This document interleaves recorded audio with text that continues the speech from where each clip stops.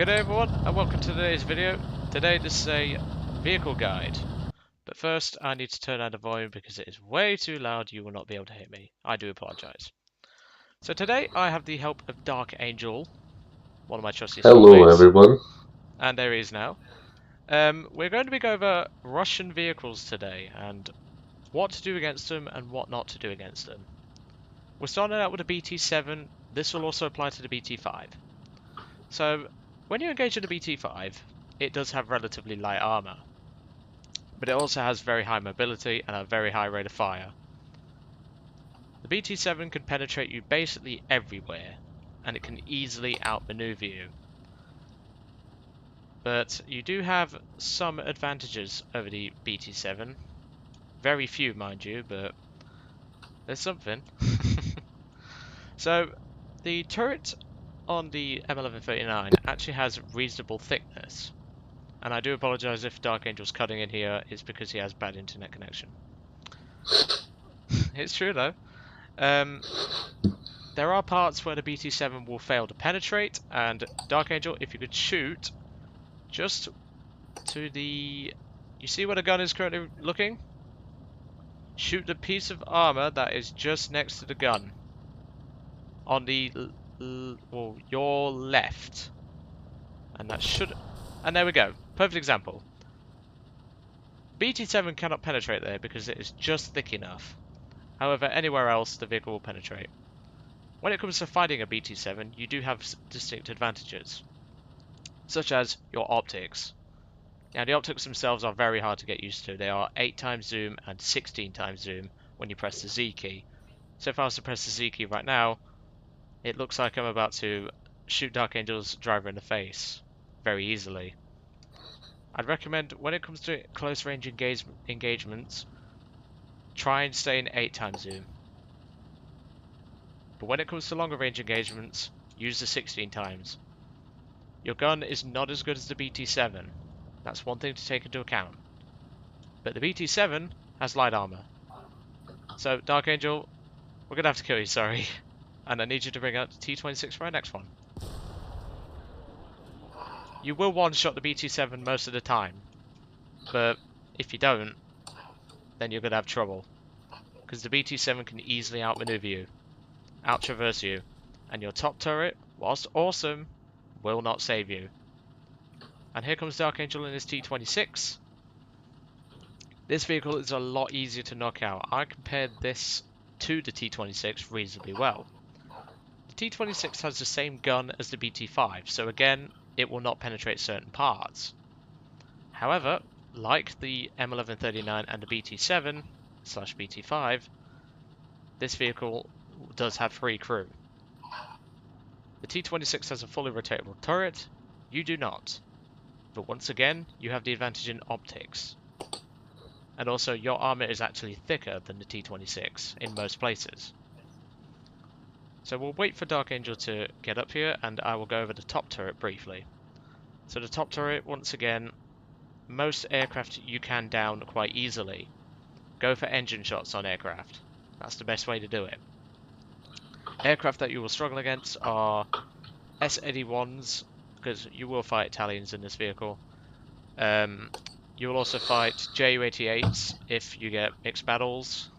You will also fight B-18 Bolos and things like that. Those aircraft are pretty much immune to your machine guns. So now let's go over the T-26.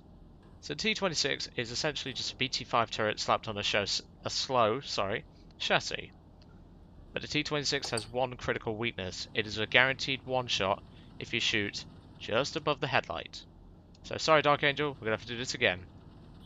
But remember, your ×6 zoom and ×8 zoom and ×16 zoom will help you in this regard. And that is a guaranteed one shot on the vehicle. Just above the headlight or just around the headlight area. That's a guaranteed kill. Because that will kill both crew members in the turret and just leave the driver alive if he's lucky. So Dark Angel, if you could bring in the T-70 next. This is probably going to be one of the biggest threats to this vehicle. And here comes Dark Angel now. The T-70 is practically immune to the 37 on this tank at most situations.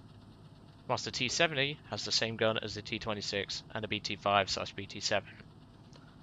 This means that you'll have to play very cautiously when engaging a T-70, if at all. I would personally avoid T-70s. I didn't encounter a single one during the Spade, but even so. So once Dark Angel gets into position, I'll go over the vehicle. Now the T-70 is quite a tough little light tank. It looks reasonably formidable, but it's only actually got 2 crew members. So, the frontal plate is immune to the 37 on this tank. The lower glacis is also the same. The front of the turret is also the same. For some reason Dark Angel is sticking his turret all the way up. But, thankfully, Dark Angel has actually released a weak spot.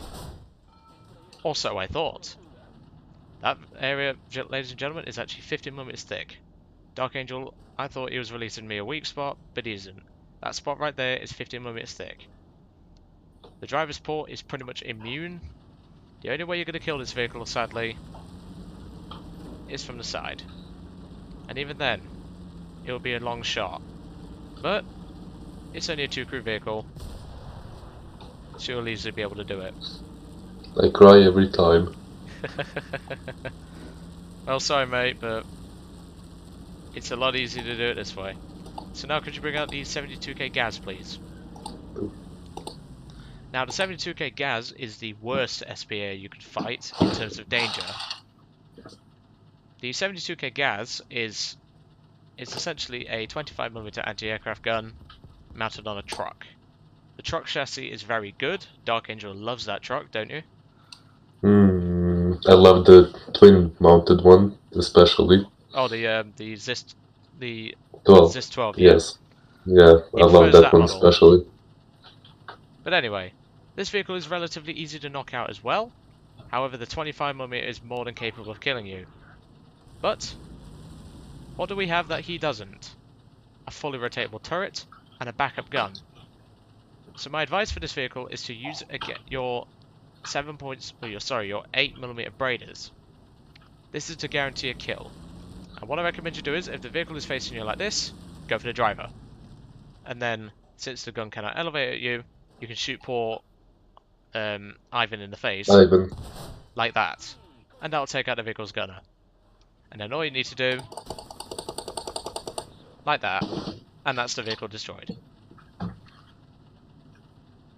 Now that's most of the vehicles that you will fight.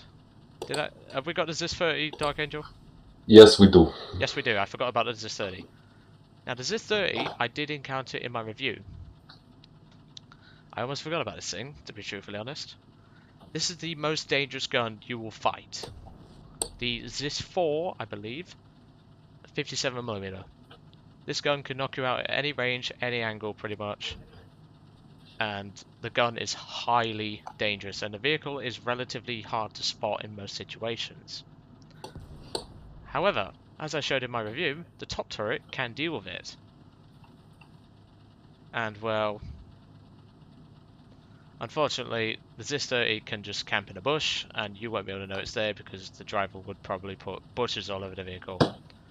But the one disadvantage about the ZIS, it has no armor, does it, Dark Angel? Not really. The 8mm braiders can penetrate the gun shield and take out the crew members. You can obviously shoot... Oh, that's a great hitbox right there. That wasn't even close. You need to improve. It actually went through the gunner's or the loader's arm. But obviously, if the vehicle only has 2 crew left, use the machine guns. But otherwise, put one through the hull. I hope this first part clears everything up about Russian vehicles. The next one will be about US vehicles. So I'd like to thank you for watching today's video, and I will see you all in the next part. So will Dark Angel. Yes, I will. Die more for your amusement. Thank you very much for watching, and I'll see you on the next one.